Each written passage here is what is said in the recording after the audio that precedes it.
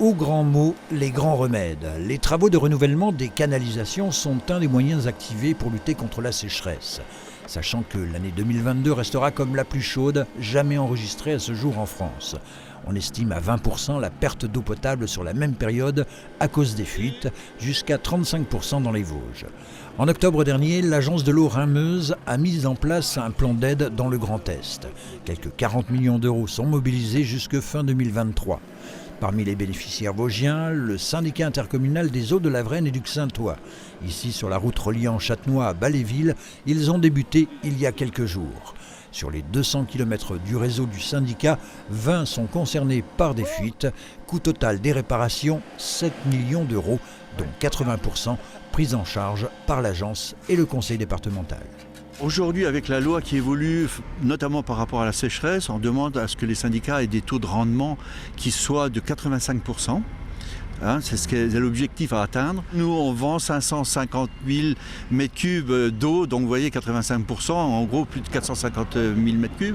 Ici, à l'usine de traitement de Rémoville, l'eau potable est distribuée dans une trentaine de communes aux alentours de Châtenois.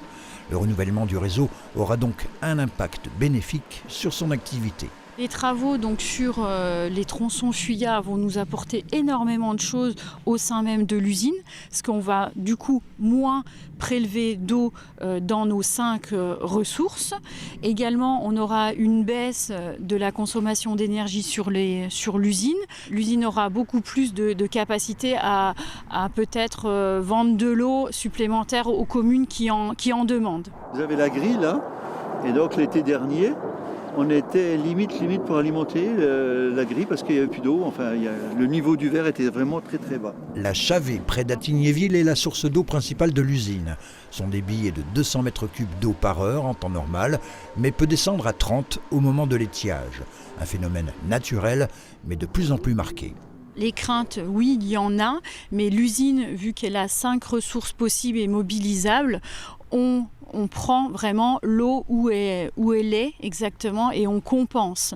On fait un équilibre entre cette usine-là, Rémoville, et aussi on a une autre usine sur le syndicat des eaux qu'on fait moins tourner l'hiver, mais l'été un petit peu plus pour compenser.